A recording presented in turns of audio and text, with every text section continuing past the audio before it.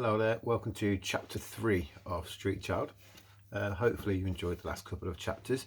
I've not put you off too much. Big hello to my year 6 class. Hopefully you've had your text through and you are watching this and you can do some of the work. Now we've read chapters 1 to 4 already, so once we finish chapter 4 you can start doing some work. Hopefully if we get back to school you can show what you've done. So this is chapter 3 of Street Child. This is called Rosie and Judd. As the morning passed, it seemed to Jim that his mother was growing weaker. She had started off with such hope, and now it seemed to be draining away from her. As he trailed behind, he could see how she kept stumbling as she walked. She often needed to be helped along by Emily and Lizzie as she led the children away from the slums where they had lived for the last year. They trudged down street after street until they came to a much quieter part of town, where the houses were big and stately. Here she leaned against some railings to rest. Jim and his sisters gathered around her, not knowing where they were or what was going to happen next. Emily sat down by her mother, anxious for her. "Now, you've got to be good," Mrs. Jarvis said to them. "I'm going to take you to the house where I used to work. Only you must be good. Promise me, please." "Ma, of course we'll be good," Emily said. Mrs. Jarvis nodded. "Yes, you're always good," she said. "That's the one thing I did do right anyway." In the window behind them, a finch sang in a tiny cage. It only had room to hop from the floor of its cage to a little perch and down again. Hop, hop, hop, up and down. "Listen to that bird," said Jim. "They only sing when they're on their own," Emily said. "He's singing for a friend." "Poor little thing," said Lizzie, "trapped in a cage." "We'd better go on," Mother said. "I'm going to take you to see the only friend I've ever had in the world. Rosie, she's called. You've heard me talk about Rosie before, haven't you? At the big house." The children nodded. It was a long time since their mother had worked in the lordship's kitchen, but she still had stories to tell them about it. "And if Rosie can't help us," she sighed, "then nobody can." Emily helped her up again, and they moved slowly on, pausing as the carriages swept past them. When they reached the big house at last, Mrs. Jarvis was exhausted and sat down on the steps to rest again, and the children gazed up at the tall building. "Is this where we're going to live?" asked Lizzie. "Oh, it's too grand for us," said Emily. Even though she was only 10, she knew that families like theirs didn't end up in houses like these. Jim's eyes were fixed on something else. He could see on the top steps by the front door. It was an iron boot. It was a boot scraper. It was in the shape of a dog's head. The huge snapping mouth of the dog was wide open, so people could scrape the mud off their boots into its teeth. "Oh, I never put my foot in there," he said. "Not even with Lizzie's boots on, I wouldn't. It'd come snarling down at me and bite my toes right off." When their mother was rested, she picked up her bundle again and led the children down some steps to the basement of the house, and she sank against the door. All her strength was gone. "Be good," she whispered to them, and she lifted the knocker. They heard rapid footsteps coming. Mrs. Jarvis quickly bent down and kissed both the girls on the tops of their heads. "God bless you both," she said. Emily looked up at her, suddenly afraid. She was about to ask her mother what was happening, when the door was opened by a large, flowery woman in a white pinafore. She had the sleeves of her dress rolled up so that her arms bulged out of them. Her hands and wrists were covered in dough, and as she flung up her arms in greeting, Jim could see that her elbows were red and powdery. "Oh, Annie Jarvis," the woman gasped. "I never thought to see you again." She hugged her, covering her with bits of dough. "You ain't come looking for work, have you? After all this time?" "Judd's going spare, she is. Looking for a new cook. She's got me at it, and my dough's as tough as old rocks, like boulders. You could build cathedrals out of it, and they wouldn't ever fall down. She'll soon put me back on serving upstairs." While she was talking, she hauled Mrs. Jarvis and the children into the kitchen and set stools for them around the stove, balancing them on a high chair and scooping up more flour. She pushed aside the big mixing bowl and sat with her elbows at the table, beaming across at them. And then her smile changed. She reached over to Mrs. Jarvis and put her hand on her forehead. "Hot." Her voice was soft with concern. "You're so hot, Annie." and white as snow. She looked at the children, at the bundles of clothes and belongings that they were still clutching. You've been turned out, haven't you? Mrs. Jarvis nodded. You got anywhere? No. And you ain't fit for work, are you? You know that. There's no work left in you, Annie Jarvis. A bell jangled over the door, and Rosie jumped up and ran to the stove. Lord, that's for the coffees. I ain't done them. Anyone comes down, you duck under that table quick, she said to the children. And the bell rang again. All right, she shouted. His lordship can wait 5 minutes, can't he? While I talk to my friend here. She glanced at Mrs. Jarvis again, her face puckered up in frowns. My sister, good as. No, he can't wait. His lordship waits for nothing. As she was talking, she was ladling coffee and milk into jugs and setting them on a tray.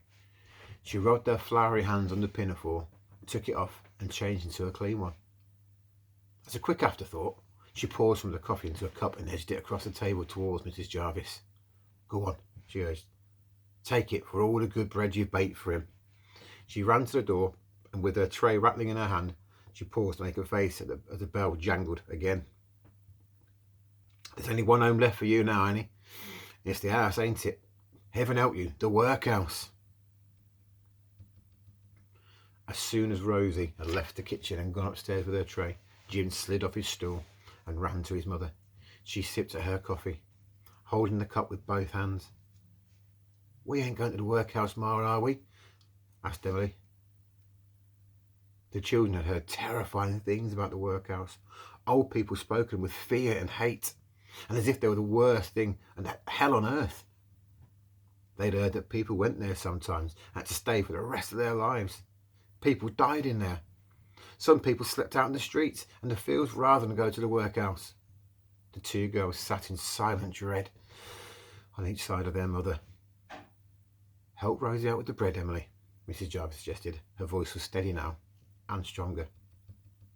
It would be a good turn that she'd appreciate, and his lordship would too. Emily did as she was told. She washed her hands in a jug of water on her side and then poured some of the frothing yeast into the bowl of flour. A few minutes later, Rosie came down. She put her finger to her lips and pointed up the stairs. I've asked Judd to come, she mouthed. There was a rustle of a long skirt on the stairs, and the housekeeper came in, stern and brisk. Jim tried to slide under the table, but she stopped him with her booted foot. She came straight to Mrs. Jarvis and stood with her hands on her hips, looking down at her. Rosie tells me you're in a bad way, Annie Jarvis, she said, and I must say, you look it. I haven't come to make trouble, Judd, Mrs. Jarvis said, and I'm sorry if I've interrupted your work. I've only come to say goodbye to you and Rosie, because you've always been so kind to me. If we've been kind to you, it's because you've always done your work, and you've done your work well, and that's what matters. Judd sniffed. She looked over Emily's shoulders as the girl dolloped her dough into the table and pushed her hands in to knead it. Rosie dodged behind her, and the hands clasped together, her face anxious. The way the three women watched her in silence, it was as if Emily was performing some kind of magic trick, and they were afraid to break the spell. You can cook, can you? Judd asked Emily at last. She can cook as well as me, said Jim's mother, and she can scrub the floors for you and run errands. She can sleep on the kitchen floor and she'll be no bother and take up no room. And she wouldn't need paying, Rosie said. She'd be a saving, Judd. Emily flattened and rolled the dough with the heel of her hand, stretching it out and folding it over time and time again, listening with every nerve in her body to what the women behind her were saying. Aye, but I couldn't do anything for the other girl, Judd said. Judd, I've a sister who's a cook at Sunbury. She might give her a chance, Rosie said. She stood on the tips of her toes like a little girl, her hands clasped behind her back and her eyes pleading. If you just let Lizzie sleep down here with Emily till Sunday, I can walk her over to Mole's Den. Aye, I don't want to know they're here. If his lordship finds out, is every one of us for workhouse? You know that, don't you? I don't know they're here, these girls, do I? Judd swept out, her straight back and her firm stride telling them she had never seen his girls in the kitchen. They listened to the swing of the door and for the clicking of her boots on the stairs to die away. It's the best I can do to help you, Annie, Rosie said. I can't do no more.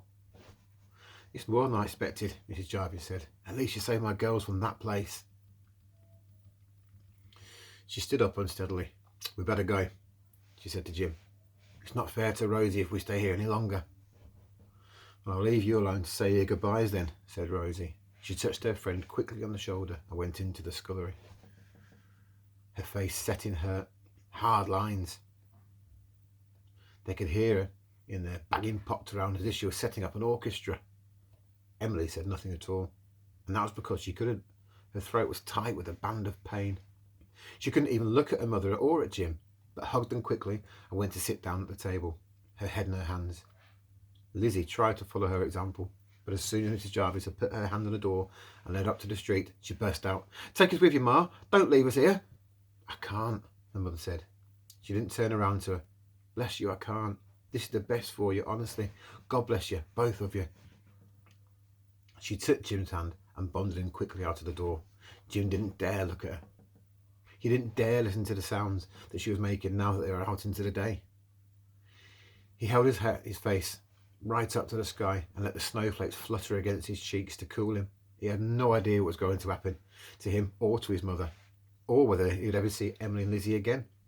He was more frightened than he'd ever been before in his life. That's the end of chapter 3. So they've left the daughters, his sisters.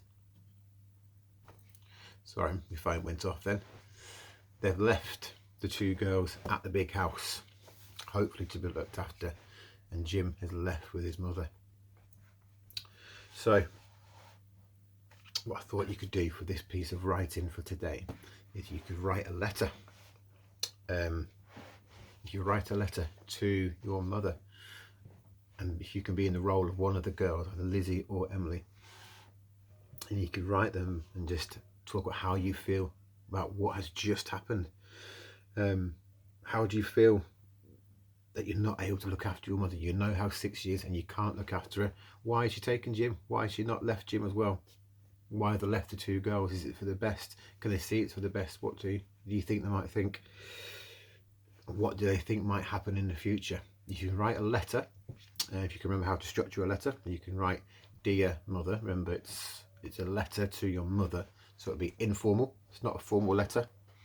So because it's informal, you might want to write it in a bit of slang, a bit of dialect, like I've read it, like a bit of a Cockney accent. You might want to think about how they might say certain words. Instead of aunt, it might be ain't, or might be some pet names in there that they might call mother, or they might call Jim. In your letter, you can write it in the first person.